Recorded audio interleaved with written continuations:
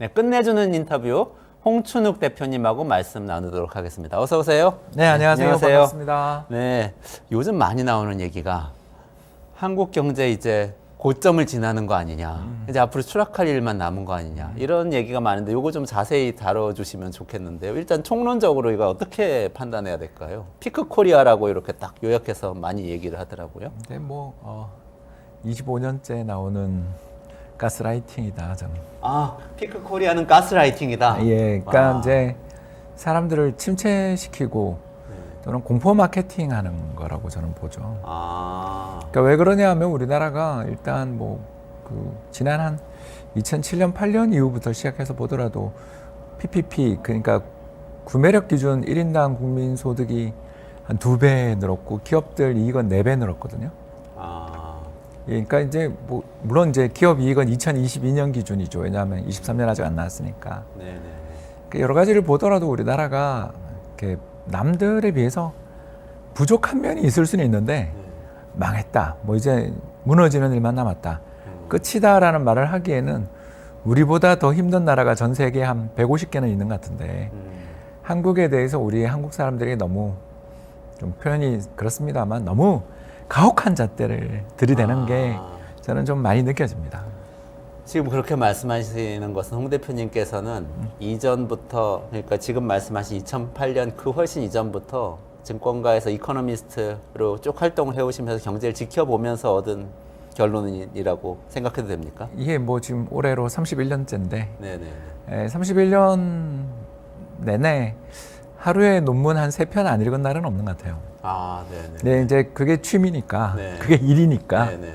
그래서 경제 통계 정리하고 논문 읽는 게 제 일인데 아무리 봐도 우리나라보다 먼저 망할 나라가 한 150개는 되는데 한국이 자꾸 망한다, 피크다 그런 이야기를 하니까 듣는 다른 나라 얼마나 속상할까 이런 생각이 저는 든다는 거죠. 아, 그렇군요. 그럼 거기에 대한 의문을 31년의 구력을 가지신 이 경제 전문가께 하나씩 제가 한번 말씀드려 볼 테니까 격파를 해주시면 좋겠습니다. 일단은 2008년부터 좋아졌다, 80년대, 90년대부터 좋아졌다는 건 다 우리가 인정할 것 같아요. 근데 작년 경제 성장률이 1.4%였는데 네. 이거는 우리가 사실 거의 옛날에 경제 위기 이럴 때 말고는 못 보던 숫자잖아요. 근데 작년이 그렇게 특별히 글로벌 위기였냐 그런 것도 아니고, 그러면 이건 어떻게 봐야 됩니까? 두 가지 이유 때문인데 첫 번째는 반도체 가격이 수출 제품 가격이 마이너스 50% 났습니다. 예, 1996년 이후 최악의 교육 조건 악화가 있었죠. 네네. 그러니까 이거는 일단 우리가 봐야 되는 거고요. 그래서 거의 외환위기 이후에 최악의 교육 조건 악화가 나타났는데 성장률 1.4%면 잘한 거라고 보고요. 이제 두 번째 문제가 더 심각한 건데 앞으로도 이게 이제 계속 되겠죠. 어떤 문제냐면 정부가 국간을 움켜쥐고 돈을 안 쓴다는 거죠. 그러니까 이제 지출 구조 조정이 너무 어려우니까 먼 미래에 발생할 저출산 고령화 문제를 대비해서 재정을 건전하게 유지하자라는 그 강박감이 작년 우리나라 GDP에서 그 정부 부문 기여도가 플러스 0.3인가 0.4 나왔는데 네네. 이거 너무 심하게 적은 거죠. 즉 추경을 했어야 되는 타이밍이 지난해 있었다고 보여지는데 추가 경정 예산 이런 거 전혀 편성 안 하고 네네. 재정 건전성에 그냥 목을 맨 거죠. 한마디로 말해서 정부가 작년에는 케인스주의의 입장에서 본다면 최악의 정책을 펼친 나라 중에 하나가 저는 한국이라고 봅니다. 홍 박사님은 케인지언 입장을 가지고 계십니까? 그렇죠. 아무래도 인더 롱런, 먼 미래에는 결국 우린 다 죽어요. 그렇다면 먼 미래에 다가올 케인지의 커멘트죠. 그렇죠. 인더롱날 위아울 데. 예. 그래서 모든 사람들은 다 죽고 모든 국가는 다 없어져요. 우리가 우리 인류가 몇만 년 더 가겠습니까? 그런데 자꾸 먼 이야기를 하면서 지금 인내해라 라고 이야기를 하는 사람들이 이제 재정 건전화론자들인데 이제 그 경제가 어려움에 되게 처하고 경제 생산 캐파가 남아도는 시기에는 재정을 써야 되거든요. 네네. 그래서 2021년, 22년 이럴 때 긴축한 건 이해가 되는데 네. 작년 우리나라가 인플레도 이제 뚝뚝뚝뚝 떨어지고 있고 경제 성장률도 심각한 상황이 1, 2분기에 나왔는데도 재정을 안 썼죠. 결국 이거는 이제 우리나라가 제2의 이탈리아가 되고 있는 거죠. 네, 파퓰리즘으로 양당이 서로를 혐오하고 반대편에 있는 것만 이야기하지 뚜렷한 어떤 국가의 정책을 쓰지 못하는 나라가 되면 이제 그 반대를 위한 반대가 일성화되는 거고요. 네, 뭐 네, 네. 어떻게 하겠습니까? 우리 국민들의 선택인 거고 저도 또 이번 투표는 열심히 하려고 합니다. 투표까지 한달음에 다 주셨는데 지금 말씀하신 것 중에서 저희 일반 시청자들이 약간 낯서실 것 같은 개념도 있어요. 그래서 첫 번째 교육 조건에 대해서 어려워졌다고 말씀하신 부분 짚고 그다음에 정부 지출이 어떤 경제 성장에 어떤 영향을 줬는지 조금 짚고 그다음에 인구 문제나 그런 우리가 흔히 걱정하는 많은 문제들 그거 하나씩 좀 짚는 식으로 좀 차례로 여쭤봐도 될까요? 예, 제가 소장님 뵙고 네. 반가워가지고 말을 막 쏟아냈네요. 아니 저도 홍 박사님 막 십몇 년 만에 뵈가지고 너무 반가운데, 너무 반갑습니다. 반가운데 생각이 훨씬 날카로워지셔서 너무 더 반갑습니다. 아까 반도체와 관련된 이 교육 조건 얘기는 조금 설명을 해주시면 좋을 것 예, 같아요. 우리나라 이제 수출 제품 가격은 폭락했는데 수입 제품 가격은 폭등했어요. 네. 이렇게 되면 이제 우리나라가 해외에서 벌어들인 돈보다 그걸 갖고 와가지고 해외에서 다른데 필요한 필수 제품을 수입할 때 돈이 부족하겠죠. 아, 네, 그런 일이 벌어지면서 이제 무역 적자도 난 거고 특히 우리나라의 수출에서 1등 자리를 지키고 있었던 반도체 제품 수출 단가 네. 제품 가격이 마이너스 50% 정도를 기록해가지고 네. 거의 작년에 뭐 SK 하이닉스도 한번 분기 적자 났고 삼성전자도 반도체 부문 적자 난 게 이것 때문이죠. 이쪽 양대 부문이 우리 그 양대 기업들이 한국 수출을 주도하는데 이 회사가 다 적자 근처까지 갈 정도로 경제가 어려워지고 힘들어진 상황에서 뭐 그러면 정부는 어떻게 해야 되냐? 금리를 내려야 되는데 작년 미연준이 금리 인상하고 있는데 거기다 인하는 못하는 거니까 네. 남아있는 대책은 미국처럼 미국이 작년에 엄청난 재정 적자를 네. 썼잖아요. 그런 것처럼 우리도 재정을 썼어야죠. 그 건전한 재정. 전 세계에서 독일 다음으로 아마 우리나라 재정이 건전한데 저 국민연금 이런 거에 대해서 이야기하는 건 또 다음 기회에 하고요. 네. 아무튼 이런 여러 가지 요인을 살펴본다면 작년 우리나라 정부 정책은 F학점 줘도 거의 뭐 저는 좀 그것도 아깝다 이렇게 생각합니다. 그게 더 연결이 돼 있군요. 그러니까 수출 물량은 괜찮았나요? 그럼 반도체 물량도 뭐 그냥 근데 물량은 거의 안 주는 게 왜냐하면 우리나라는 기본적으로 무의 법칙을 따르고 있죠. 쉽게 얘기해서 1년 반마다 생산성이 2배로 향상되는 분야가 반도체입니다. 네. 그렇기 때문에 물량 조절은 쉽지 않죠. 그렇기 때문에 이제 바로 평택에 있는 공장 준공 시기를 좀 늦춘다든가 이런 식의 간접적인 물량 조절만 가능할 뿐이지 직접적 물량 조절은 우리나라 되게 어렵고 결국은 금액이 우리나라 반도체 수출을 좌우한다고 보시면 되겠습니다. 반도체는 시장 가격이 더 많이 영향을 준 건가요? 아니면 환율이 우리가 지금 좀 영향을 더 많이 준 건가요? 뭐 환율도 영향이 있었던 게 네. 환율이 1달러에 1,300원, 1,400원 가 있는데 가격 인하 압박이 왔겠죠. 네. 그래서 제가 지금 방금 말씀드린 이 가격 지수는 전부 달러 기준입니다. 아, 달러 기준으로 볼 때 수출 제품들이 많이 그 가격이 떨어지니까 팔리는 게 덜 팔려서 매상이 덜하면 이제 돈이 덜 들어오는데 쉽게 얘기하면 그러면 국내에서 뭔가 이 사람들이 쓸 돈을 만들어줘야 되는데 그걸 금리를 낮춰서 만들어주든지 정부 재정으로 만들어주든지 했어야 되는데 금리는 높은 상태고 재정을 안 쓰고 이렇게 됐다. 이렇게 말씀하시죠. 그렇게 볼 수 있죠. 나 몰라라 했다. 아, 그러네요. 아. 그럼 올해는 어떨까요? 올해도 긴축이죠. 올해도 긴축이고. 예, 작년 연말 확정된 2024년 예산안이 초긴축 예산이잖아요. 네네네. 그러니까 인플레이션이 작년에 3%, 올해도 뭐 한 3% 난다 치고 경제 성장률 2% 난다 그러면 우리 명목 GDP가 5% 6% 나오는데 예산 증가율은 2.8%인가? 네네네. 그렇죠. 그러니까 맞아. 오히려 경제 외형 규모보다 더 적은 재정 지출 긴축이라는 거죠. 긴축이네요. 네, 그러니까 뭐 관료들이 지배한 예산. 네. 그러니까 이제 공무원 입장에서 재정이 망가지는 게 제일 싫잖아요. 그렇지 않습니까? 아니 그래도 경제가 망가지고 나면은 재정이 살아 있으면 뭐 합니까? 예, 그게 케인스가 했던 이야기인데 네. 우리나라 정부 정책 관료들 특히 경제 정책 관료들은 케인스안이 아닌 것 같습니다. 아, 그러면 올해 성장률도 작년처럼 좀 어려울까요? 어떻게 보세요? 작년보다 낫겠죠. 왜냐하면 수출 제품 가격에 반등이 출현했으니까. 올해 1월달 통계가 나왔는데 네네. 지난해 같은 기간에 비해서 플러스가 났어요. 네네. 그러면 뭐 작년보다 낫죠. 다만 올해도 긴축 예산이고 금리 인하 못하고 있고 여기에 반도체를 비롯한 수출 조금 회복되는 정도인데 사실 작년보다 올해 이제 더 나쁜 게 바로 부동산이잖아요. 네네네. 부동산 착공 이런 것들 또는 인허가 같은 선행 지표들을 보면 굉장히 오래 건설 부문이 어렵다는 게 다 보이는데 또 집들이도 그죠? 입주 물량도 줄어들고 있고 이런 걸 종합해 보면 작년보다 낮긴 한데 수출 덕분이지 뭐 우리 경제 내부 내수 특히 이런 체감 경기 좋아지는 거는 올해도 힘들다 이렇게 볼 수 있겠습니다. 그 내수를 살릴 방법은 재정으로 살릴 수밖에 지금은 없는 건가요? 아니요, 이제 시간이 필요한 거죠. 이제 이게 바로 주제인데 저는 한국이 우리 경제가 한 10년은 되게 좋을 거라고 생각하거든요. 네. 그러니까 정부의 실책으로 작년 올해 성장률이 별로 안 좋은 거지. 정부만 이제 재정신을 차리면 그러니까 제가 이야기한 이야기는 정부 예산안은 기재부에서 내지만 그걸 통과시켜 주느냐 여부는 국회잖아요. 그렇죠. 그래서 네. 제가 이야기한 정부는 네. 행정부이자 입법부 둘 다를 지금 전부 제가 둘 다 죄송합니다만 선무당 짓을 하고 있는 거고요. 그래서 이게 왜 올해 이렇게 재정 긴축을 했을까 생각하면 다 선거 일정 때문이라는 거 우리 다 알잖아요. 네. 그런 상황이죠. 그래서 올해 이제 우리나라의 그 최대 긍정적인 면을 제가 하나만 말씀드리면 20대 후반의 고용률이 역사상 최고치입니다.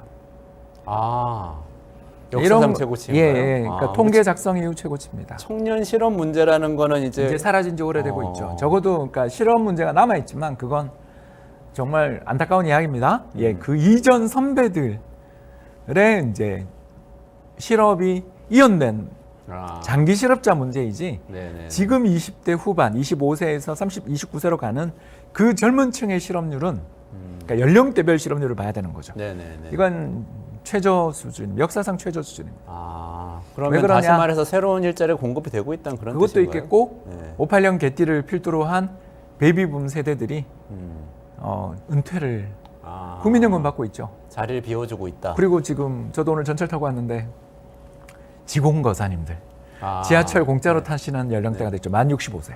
네, 어르신들. 네. 이제 이분들이 이제 우리나라 특유의 연공 서열 시스템에서 네. 연공 서열, 즉 근무 연한이 길면 길수록 연봉을 많이 받았죠. 네네네. 대기업 정규직 기준이죠. 이제 이분들은 은퇴를 하면서 훨씬 생산성이 높은 네. AI 혁명에서 예를 들어서 마이크로소프트의 엣지를 쓰면서 코파일럿을 바로 가동을 하는 사람이 네. 60대가 많겠습니까? 20대가 많겠습니까? 20대가 훨씬 저도 많겠죠, 저희 당연히. 밑에 있는 20대 직원들한테 배워서 쓰고 있거든요. 저야 이제 그게 업이니까 어쩔 수 없이 해야 되는 거지만 이런 세상이 변하는 환경에서 파괴적 혁신, 네. 세상의 판도를 바꾸는 혁신이 출현할 때 60대가 이제 퇴장해가는 과정에서 20대들이 일자리를 찾아가면서 경제에 큰 활력이 지금 오고 있는 중이죠. 근데 그거하고 연결시켜서 또 의문이 드는 것이 장기적으로 한국 경제가 계속 어려울 거다 이렇게 생각하는 분들이 얘기하시는 근거 중에 하나가 인구 문제거든요. 저출생이 지금 20대에 비해서 또 지금 10대 또 지금 태어난 아이는 쭉 줄어들잖아요. 그러면은 실제로 노동시장에 공급되는 말씀하셨던 그 젊은 인력이 태부족하게 될 건데 어떻게 성장을 하란 말이냐 이런 얘기가 있어요. 그림 한번 제가 가져온 걸 보여드리면 좋을 것 같은데요. 제가 그 그림에 우리나라의 그 파괴적 혁신이 벌어지고 있는 양대 산업의 기업들의 판관 비율을 한번 그림으로 조사해 왔습니다. 이 그림이 의미하는 바는 뭐냐 하면요. 그림이 나오고 있죠. 네네네. 예, 파란 선은 현대차고요. 빨간 선은 포스코입니다. 자, 이 그림에서 금방 우리가 하나 알 수 있는 것처럼 우리나라 기업들 매출액 대비 판관 비율, 판매비와 관리비의 비중에서 대부분적인 인건비와 감가상각비입니다. 네. 저게 계속 줄고 있어요. 왜 이런 일이 벌어지냐? 아까 말씀드린 것처럼, 그러니까 AI 혁명의 와중에 생산성의 향상을 주도하기보다는 걸림돌이 되는 분들이 많았죠. 대표적인 게 모 기업 노조 같은 경우는 전동화, 전기차 공장 짓는 거 그렇게 반대했던 것 혹시 그렇죠. 기억나실 것 같습니다. 그러니까 그런 분들이 그렇죠, 고용 불안 때문에. 그러니까 반대하던 분들은 이제 퇴사를 하시고 또는 뭐 이제 자녀들한테 고용 세습을 노력하다가 잘 안 됐고 이제 그 과정에서 우리나라는 자연스럽게 고임금 구조에서 이제 비용이 줄어드는 구조로 가는 거고 더 나가서 옛날에 100명 정도를 뽑았던 일자리에 지금 10명, 20명이면 충분하죠. 네네. 실제로 모 자동차 회사의 대기업 생산직 근로자 몇백 대 1 나는 거 보셨습니다.만 네. 뽑은 숫자가 수천 명이 아니에요. 네. 아. 왜냐하면 공장이 다 전동화되고 로봇이 도입되기 때문에. 결국 우리나라는 운이 굉장히 좋은 거죠. 다른 나라는 그 출산율이 높은 나라 같은 경우는 아이들이 많이 태어나서 노동시장에 어마어마한 인력이 투입되는 과정에 거기에 AI 혁명이 왔어요. 그러면... 일자리가 사라지겠죠. 그런데 아. 우리나라는 그러니까 의도한 건 아니었죠. 의도한 건 아니었는데 우리나라의 2010년을 전후해서 40만 미만으로 최근에 20만 미만으로 네. 전후해서 태어나는 이 세대들이 노동시장에 들어오려면 한 10년, 20년 남았는데 요 다음 세대들, 젠 Z 세대들이 이제 들어오기 전에 AI 혁명이 시작되는 거죠. 이미 뭐 본격화되고 있죠. 이런 모든 면을 종합해 보면 기업들 입장에서 세 가지 호조건이 출현을 했죠. 첫 번째는 생산성 향상을 어떻게 보면 좀 저항하던 브레이크를 걸던 우리나라의 대기업 노조의 핵심 세력들이었던 90년대 입사자들이 은퇴하고 있다. 네. 두 번째는 이 과정에서 어마어마한 판관 비용의 절감 속에 기업의 마진이 안정적으로 늘어날 가능성이 생겼다. 그리고 세 번째는 이 돈을 들고 어차피 우리나라 미래 노동력들은 줄어드니까 네, 네. 더 많은 AI 관련 로봇 관련 투자를 해서 혁신을 주도해 나간다면 미래가 또 있는 거 아니겠습니까? 약간 슬프기도 하고 근데 어쩔 수 없이 거쳐야 되는 고통스러운 혁신의 과정인 것 같기도 하고 어쨌든 사람이 준다는 거잖아요, 기업에서. 그죠? 근데 우리는 사람이 계속 많이 태어나고 있지는 않기 때문에 오히려 적지만 굉장히 생산성 높은 젊은 인력이 기업을 새롭게 끌고 갈 수 있다.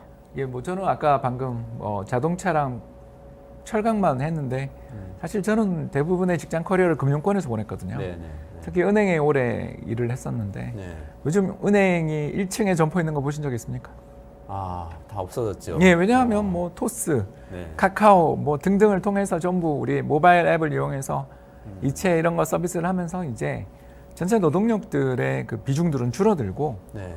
대면 서비스는 필요하니까 점포가 없어지지는 않겠지만 많은 신규 인력들을 전부 그 컴퓨터공학과 출신으로 대체하고 있어요.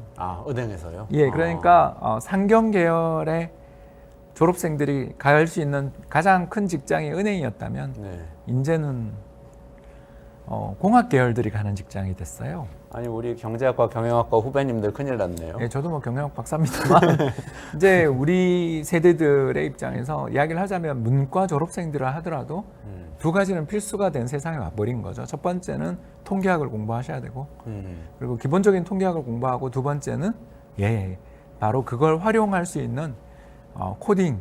그러니까 너무 뭐 어렵게 생각하지 마시고요.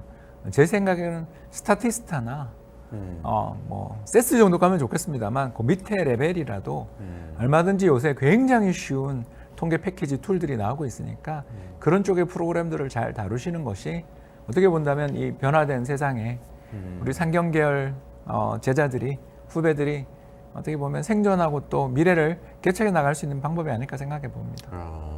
그러니까 인구 문제는 오히려 바뀌는 기술 환경에 우리가 잘 맞춰가고 있는 것일 수도 있다. 뭐 이런 말씀이시네요. 우리나라가 좀 운이 지금 한 10년은 좋을 예정이죠. 좋을 것 같다. 예, 그러니까 이제 58년 개띠로 대표되는 우리 베이비붐 세대가 그분들이 30대일 때 시작됐었던 정보통신혁명에 굉장히 잘 적응했어요. 저도 뭐 이제 그 끝 부분 어떻게 보면 2차 베이비붐 세대입니다만 저희 세대들이 처음으로 시장 그 직장에서 컴퓨터 도입하고 타자 배우고 엑셀 배우던 사람들이고 저희가 생산성 향상에 굉장히 도움이 됐었어요. 다만 50, 60이 넘어선 다음에 신기술이 나왔는데 배울 거냐 그러면 이게 교육 투자를 한 효과가 없잖아요. 네네. 내가 더 직장 생활을 오래 한다면 모르지만 사회생활을 하지 않을 거라면 지금 그 새로운 신기술을 내가 왜 굳이 배워야 되냐라는 그런 생각을 하기 쉽잖아요. 그 과정에서 우리나라 베이비붐 세대가 어떻게 보면 이제 2010년대에 노동시장의 지옥을 만들었죠. 그러니까 대기업의 노조로 정규직으로 보호받고 있는 분들은 높은 호봉제 속에서 어마어마한 임금을 누리며 은퇴를 최대한 늦추려고 애를 썼고, 네. 그런데 비해서 우리 이제 88년을 전후해서 태어났던 MZ 세대 같은 경우는 그때 70만, 80만이 노동시장에 쫙 들어오는데 일자리는 없는 신입에게 경력을 요구하던 시절이 2010년대였고, 그게 우리나라 노동시장의 최악의 젊은 세대에게 최악의 시대였고, 그게 코로나로 이제 끝난 거죠. 네. 코로나 이후 지금 뭐 느껴지시는 것처럼 재택 하이브리드 근무 이런 것들이 촉발되는 과정에서 각종 여러 가지 앱들, 각종 여러 가지 사무 자동화를 위한 그리고 여러 가지 혁신적인 어떤 투자들이 이루어지지 않으면 뭐 도저히 지금 그렇죠. 그 생산성을 네, 유지할 수가 없는 상황에서 기업들의 투자 그리고 기술의 진보가 갑자기 집약돼서 지난 5년간 나온 거잖아요. 네네네.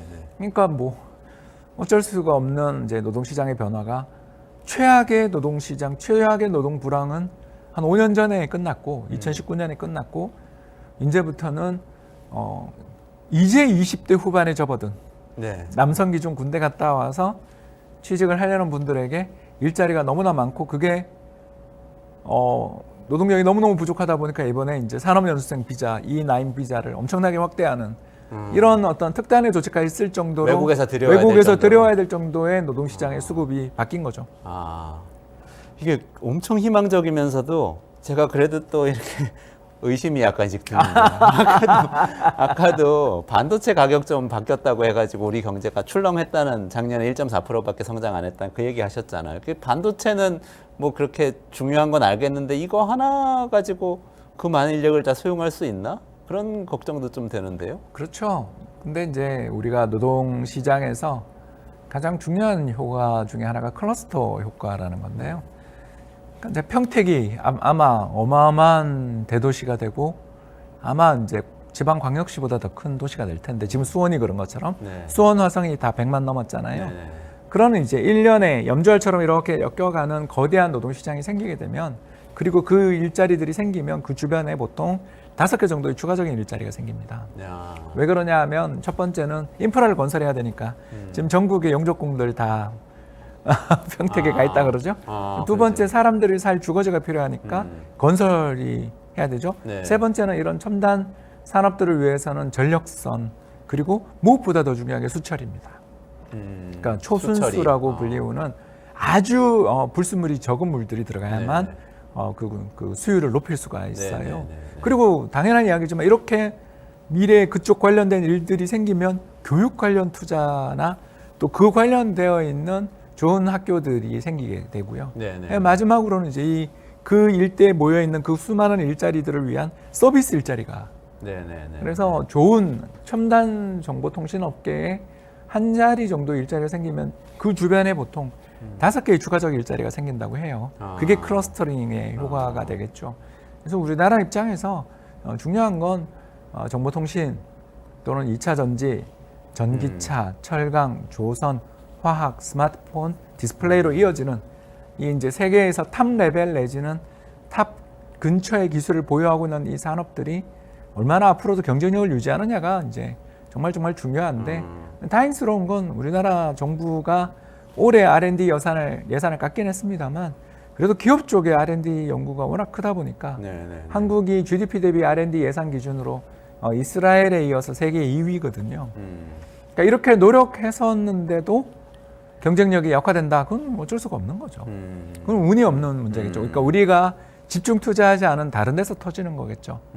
그런 면에서 바이오 쪽이 앞으로 우리가 더 성장하고 지금처럼 주식시장의 테마로 자꾸 이렇게 부각되는 게 아닌 실질적인 결과 뭐 예를 들어서 노르보노 디스크가 덴마크를 먹여 살리는 것처럼 네네. 이런 비만약 치료제나 이런 것들에 대해서 2029년에서 32년 사이 특허가 만료될 텐데 그 전에 우리가 얼마나 따라잡느냐 같은 이런 여러 문제들 우리가 아직 따라잡지 못한 영역에서 더 잘해 나가는 그런 지원들은 정부 정책, 산업 정책에서 필요하겠죠.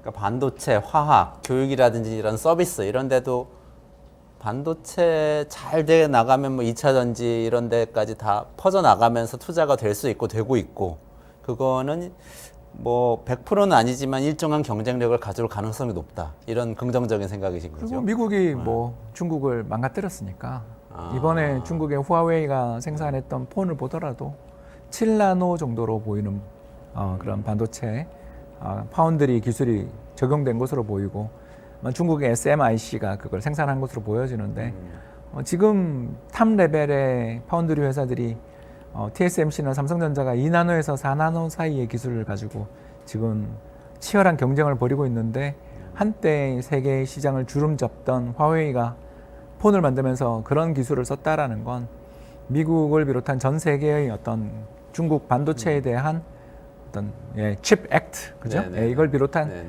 여러 가지 규제가 우길승천의 기세로 성장하던 중국의 반도체 굴기를 꺾었다라고 볼 수 있는 면이 좀 있는 거 아니에요? 그러면 뭐 우리 입장에서 가장 중요한 경쟁자를 남이 쓰러뜨려 줬는데 이 기회를 못 살리면 우리도 어쩔 수 없이 몰락해야죠. 예. 말씀을 주셔서 요즘은 칩스나 IRA 같은 이제 미국의 조처들이 우리한테 도움이 되는 측면도 있긴 있는데 우리나라 기업들을 미국으로 가져가는 거 아니냐. 결국에는 그러면 우리가 예컨대 투자하거나 경제활동해서 좋은 일자리 찾거나 할 때 미국으로 가야 되는 거 아니냐 이런 생각하시는 분들도 있는 것 같아요. 맞는 이야기죠. 예, 이전에 2020년부터 이렇게 됐어요. 2021년부터 3년, 1, 2, 3, 3년 동안 매년 한국의 대미 직접 투자 금액이 300억 불을 넘었습니다. 참고로 대중 직접 투자는 100억 불 밑으로 내려갔고요. 그래서 예전에 중국 가던 돈이 다 미국 가고 있고 또 예전에 중국, 미국 다 합쳤던 것보다 훨씬 더 많은 돈이 미국으로 가고 있어요. 어떡하겠습니까? 이런 세계 상황, 이런 세계 패러다임의 변화, 특히 트럼프가 차기 대통령이 될 것처럼 보이는데 그 문이 닫히기 전에 빨리 가야 될 거 아니에요. 그런 조급한 마음까지 가세를 하고 있어서 한국의 그 좋은 일자리들이 미국으로 수출된다. 뭐 전적으로 동의합니다. 그러면 우리나라에 살고 있는 사람한테는 안 좋은 거 아니에요? 그렇죠. 그러니까 우리도 많이 보내야죠. 기업들은 좋지만 사람들은 어쨌든 기회를 또 찾아서 가야죠. 가야 될수 H1B 있다. 비자를 받아서 미국을 가든. 그러니까 하나의 나라의 내셔널리티를 가지고서 이야기하면 한국이 분명히 미국에게 속된 표현으로 빨대 꼽힌 건 사실이에요. 그렇지만 대신 미국이 우리한테 공짜로 그걸 하는 게 아니라 자기 시장에 들어오면 보조금 주겠다. 그리고 우리의 가장 강력한 경쟁자로 어떻게 본다면 경쟁을 말도 못하게 격화시키던 경쟁자 라이벌인 중국을 쓰러뜨려 줬는데 그럼 우리가 안 갈 거냐? 어떤 게 득실이 되느냐를 생각해 보면 득이 더 많다 정도이지 그에 대한 대비는 필요하고 또 우리나라 인재들도 그런 그 미국에 직접 투자를 들어가는 기업들의 투자에 함께 동참할 수 있는 그런 능력을 갖추도록 성장하는 수밖에 없지 이걸 뭐 어떻게 막겠습니까? 그렇군요. 아까 중국 말씀도 주셨는데 중국이 좀 상황이 안 좋아지는 거는 근데 많은 분들은 또 이게 우리 경쟁자가 없어지는 거기도 하지만 중국에 수출하시던 분들이 많잖아요. 이건 어려워지는 거 아니에요? 이렇게 생각도 하시는 것 같아요. 7년 지났는데요. 한한령 2017년 한한령 이후에 대중 소비재 기업들은 다 망했는데 뭘 중국으로의 수출이 줄고 그렇습니까? 우리가 중국에 수출하고 있는 건 전부 앞에 겉면에 메이드 인 코리아라는 상표가 없는 것들만 수출하고 있어요. 화학이랑 반도체 디스플레이 같은 것들이죠. 당장 중국 시장에서 1위의 자리를 우뚝 서고 있었던 삼성전자 갤럭시 폰이나 5위와 4위 정도 레벨에서 세계 시장에서의 위상을 중국에서도 가지고 있었던 한국의 자동차 회사들이 지금 순위권에서 사라진 지 7년 됐습니다. 그리고 이미 철수 준비 중이고 철수했고요. 뭐 여기서 더 잃을 게 뭐가 있다고 대중 수출이 위협되니 그런 이야기를 하는지 통계를 좀 보고 그런 이야기들을 했으면 좋겠다 생각합니다. 그렇군요. 홍 박사님 이거 오늘 너무 시간이 짧아가지고 마무리를 해야 될 시간이 되는데 말이 많아서. 다음번에 혹시 특히 미국의 IRA 이후에 새로 생기는 기회들 이런 것들 다시 한번 나오셔가지고 정리 좀 해주시면 안 됩니까? 예, 약속 드리겠습니다. 고맙습니다. 홍춘욱 대표님하고의 시간은 여기서 좀 마무리해야 될 것 같습니다. 네, 고맙습니다. 감사합니다. 네, 고맙습니다.